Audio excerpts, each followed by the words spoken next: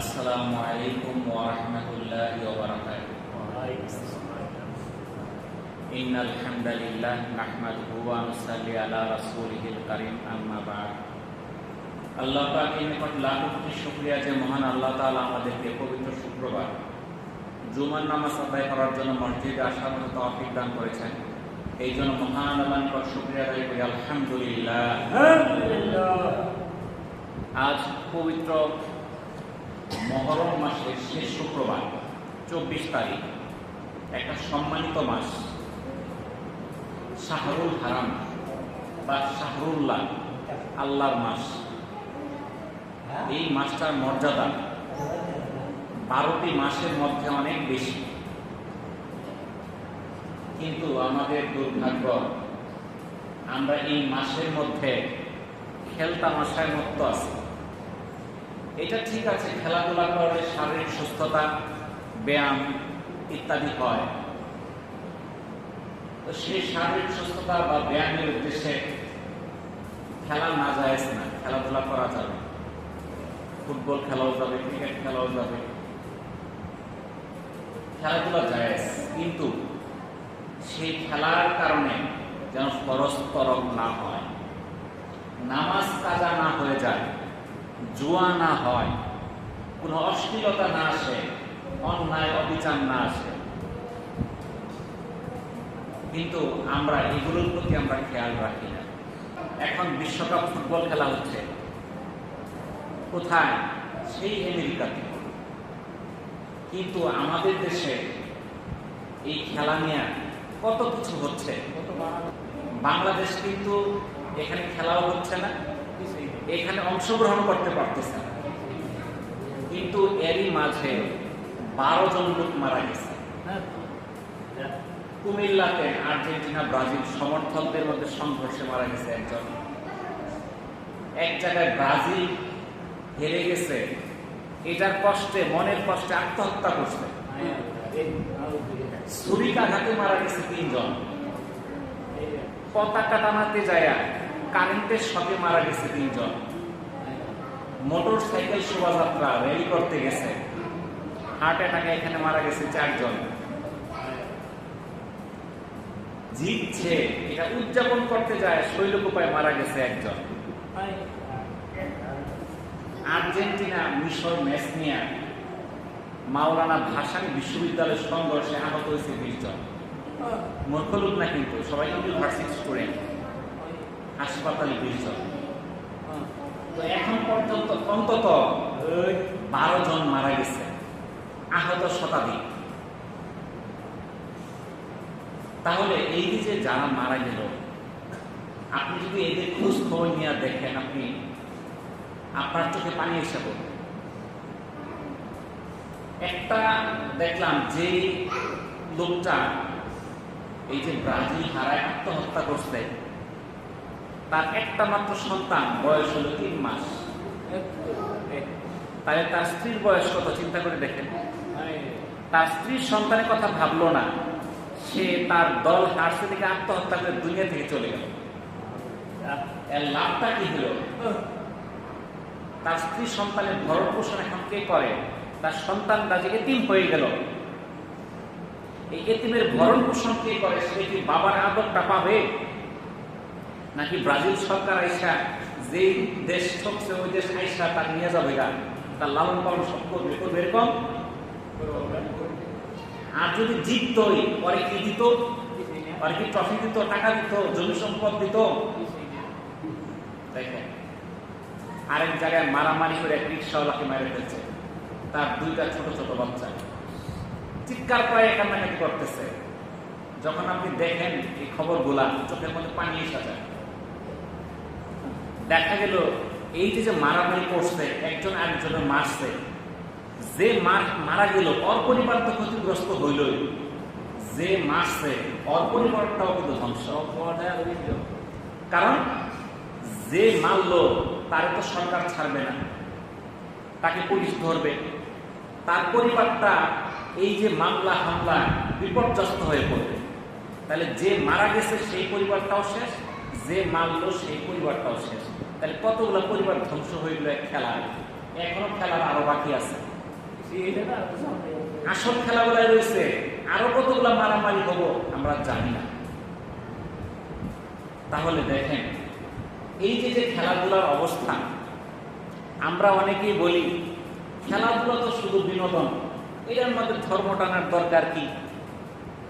বিনোদন হলে তো মারামারি হইতো না, আত্মহত্যা হইতো না, মারা যাইতো না। আমাদের দেশে যে অবস্থা খেলাধুলা নিয়ে, যেই দেশের দল, যেই দেশের দলগুলো খেলতেছে তাদের দেশেও মনে হয় এরকম নাই, কিন্তু আমরা খেলতেছিও না, আমরা মারামারি করে মারা যাচ্ছি।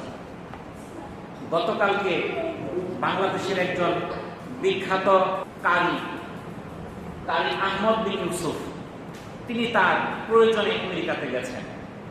তিনি যাই ওখানে বলতেছেন যে আমি তো এখানে আসলাম, আসার পরে এই দেশে যে বিশ্বকাপ খেলা হচ্ছে এটা আমি বুঝতে পারতেছি না। কারণ বাংলাদেশে তো বিভিন্ন বিল্ডিং এ পতাকা উড়ানো, ওইখানে কোনো বিল্ডিং এর সামনে পতাকা নাই, জার্সি পরে কেউ রাস্তায় ঘুরে না।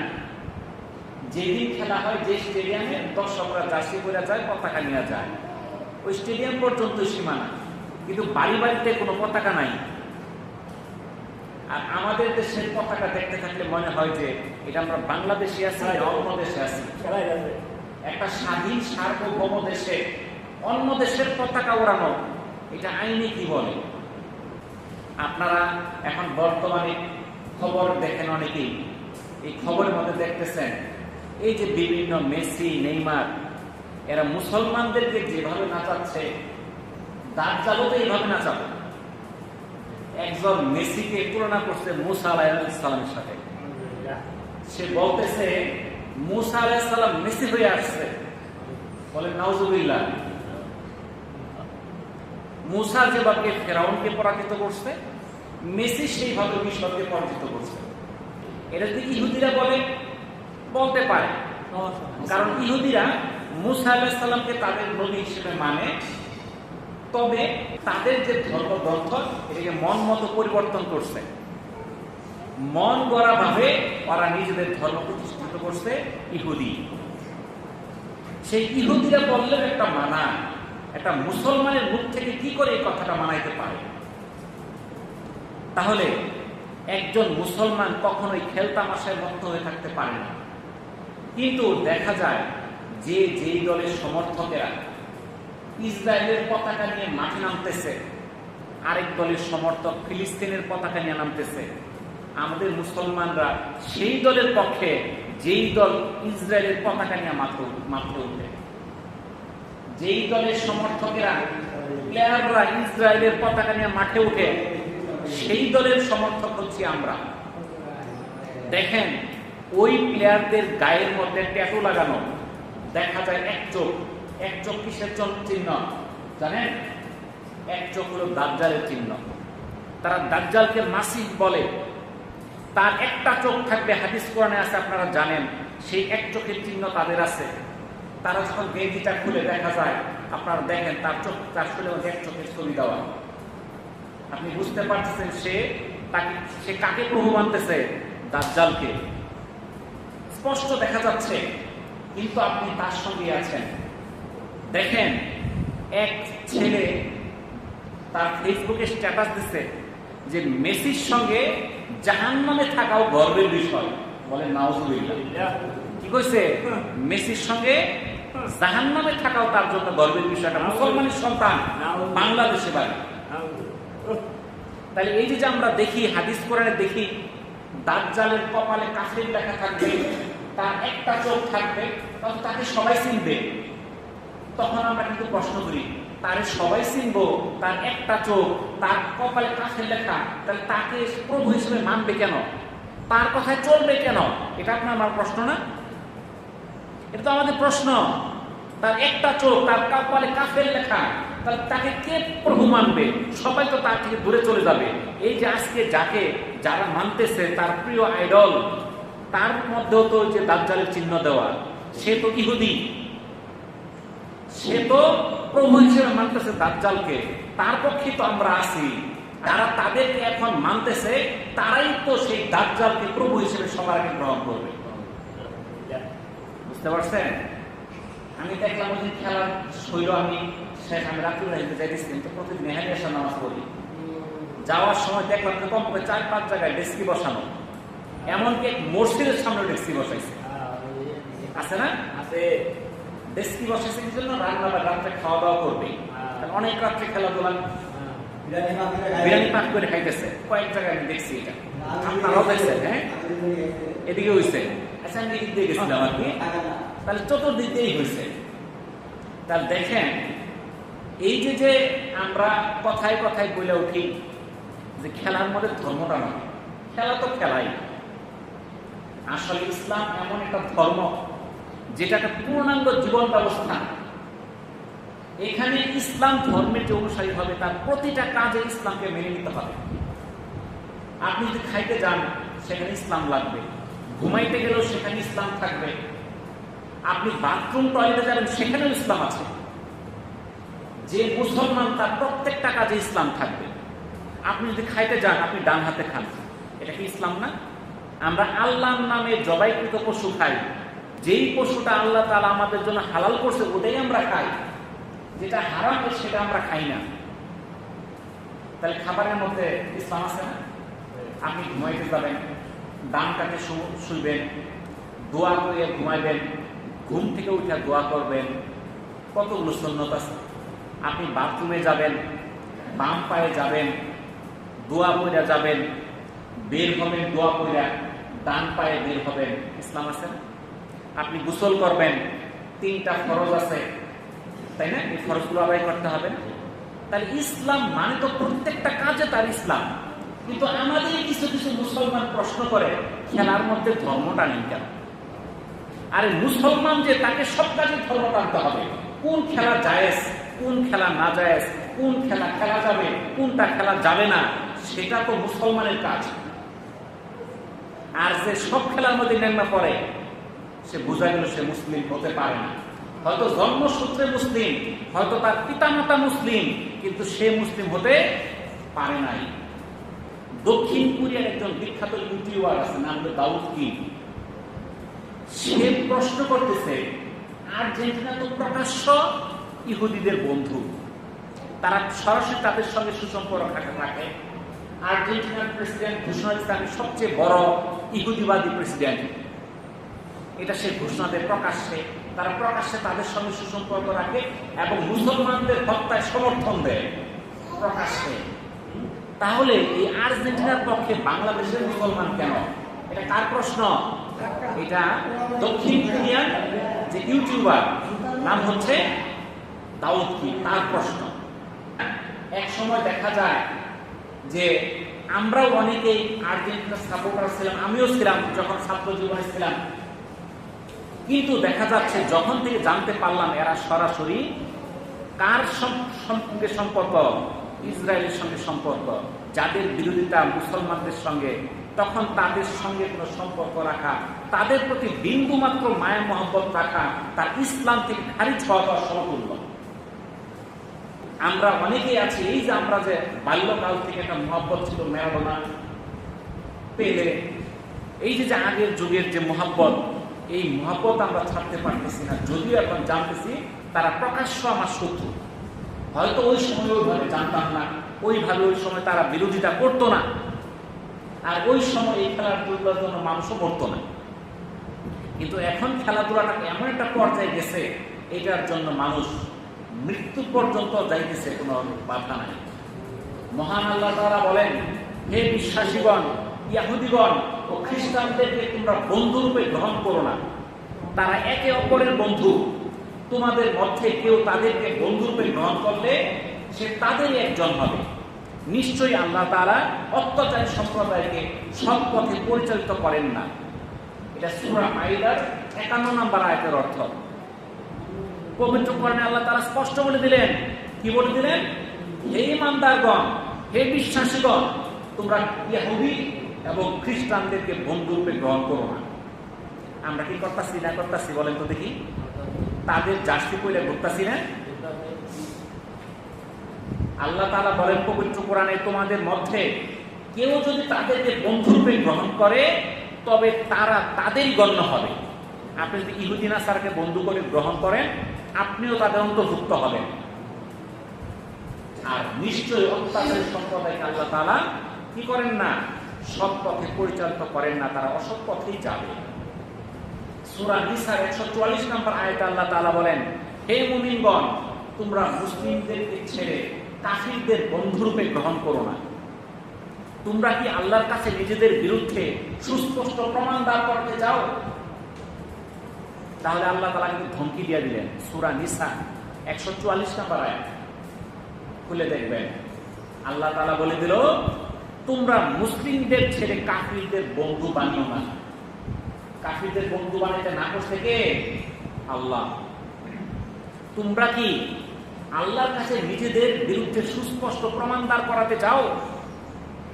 কি ধমকি দিল? তুমি যদি তাদের সঙ্গে বন্ধুত্ব করো, তুমি যে তাদের বন্ধু সে প্রমাণ সাক্ষী হয়ে যাবে, সুস্পষ্ট প্রমাণ হয়ে যাবে তুমি তাদের বন্ধু, আর তোমাকে জাহান্নামে নেওয়ার জন্য এই প্রমাণই যথেষ্ট।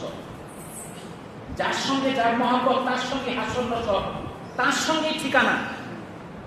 ভালো লোকের সঙ্গে মহব্বত থাকবে, ভালো লোকের সঙ্গে হাসর নসর হবে, আর মন্দ লোকের সঙ্গে তার চলাফেরার সঙ্গ থাকবে, মহব্বত থাকবে, তার হাসর নসরে মন্দ লোকের সাথে, তার ঠিকানাও ওই মন্দ লোকের সাথে।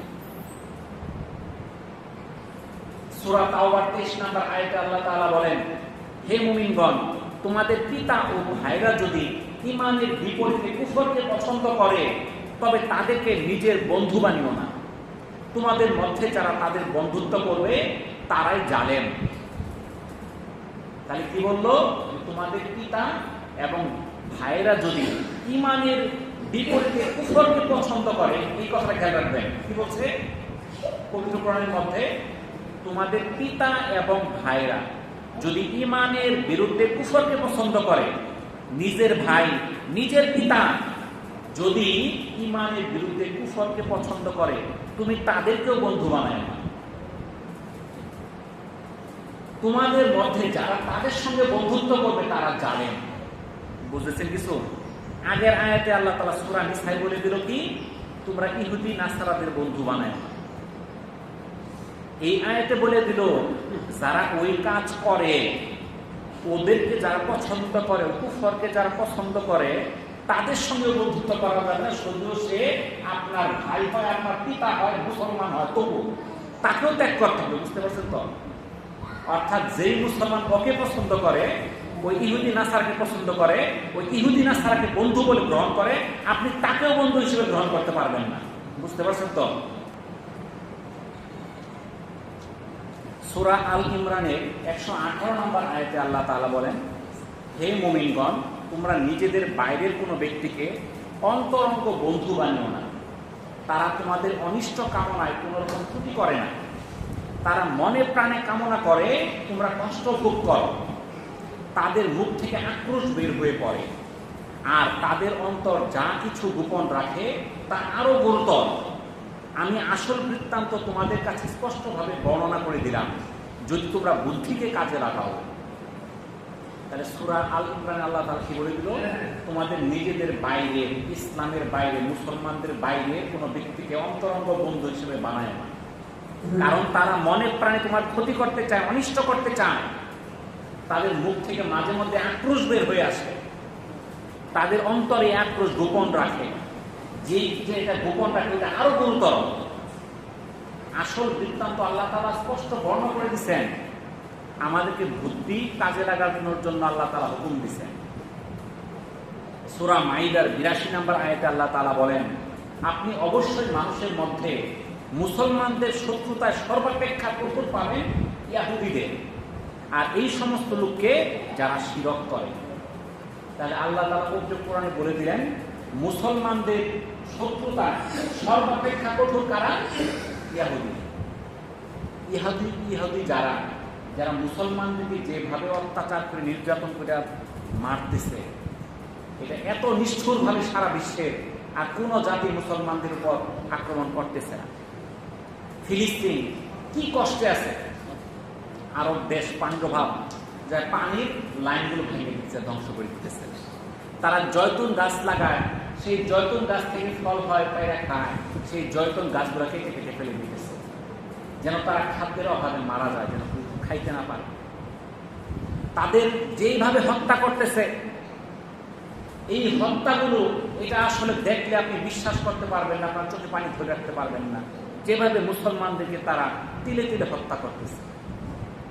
আর এত কিছু আল্লাহ তাআলা কোরআনে সুস্পষ্ট বলে দেওয়ার পরেও আমরা সেই ইহুদিদেরকেই আমরা বন্ধুরূপে গ্রহণ করতেছি।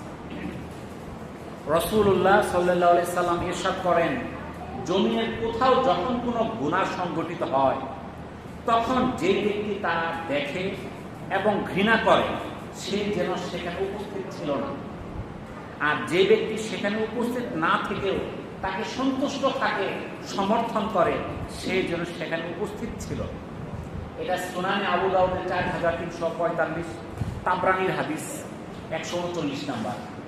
এখানে আল্লাহ রাসূল বললেন, যদি কোথাও কোনো মন্দ কাজ হয় সেখানে একদল উপস্থিত নাই, কিন্তু ওই কাজটাকে ঘৃণা করছে, ওই কাজটাকে সমর্থন করে নাই, তাহলে তাকে মন্দ কাজে অনুপস্থিত ধরা হবে, সে মন্দ কাজের মধ্যে ছিল না।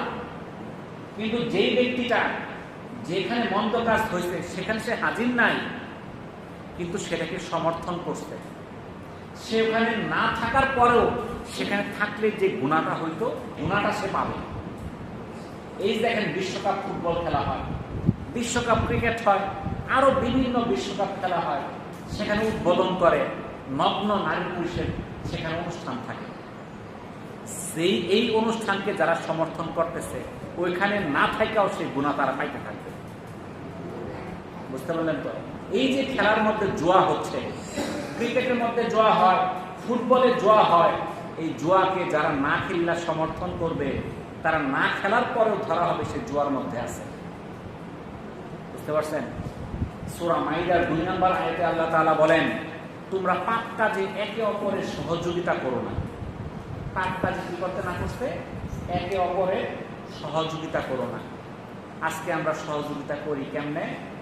আমি আর একটা দানবীর, আমার মতো দানবীর একটাও নাই, বিশাল বড় একটা পর্দা লাগাই দিছি, সবাই মিল্লা খেলা দেখো। আল্লাহ তাআলা কি বলছে? পাপ কাজে একে অপরকে সহযোগিতা করো না। সূরা আল ইসরা 32 নম্বর আয়াতে আল্লাহ তাআলা বলেন, তোমরা অশ্লীলতার নিকটেও যেও না। যেখানে বিশ্বকাপ ফুটবল খেলা হয়, যখন অলিম্পিক খেলা হয়, অলিম্পিক ভিলেজের মধ্যে কন্ডমগুলো বিনামূল্যে বিতরণ করা হয় যেন কারো কিনতে বাইরে যেতে না হয়। তাহলে দেখেন কি পরিমাণ অশ্লীলতা সয়লা এই খেলাধুলাগুলো। আর আল্লাহ তাআলা পবিত্র কোরআনে বলে দিলেন, তোমরা অশ্লীলতার নিকটেও যেও না। আমরা নিকটে না, মধ্যে যায় বৈশা বসি। ওয়াখিরু দাওয়ানা আনিল হামদুলিল্লাহি রাব্বিল আলামিন। আসসালামু আলাইকুম ওয়া রাহমাতুল্লাহি ওয়া বারাকাতুহু।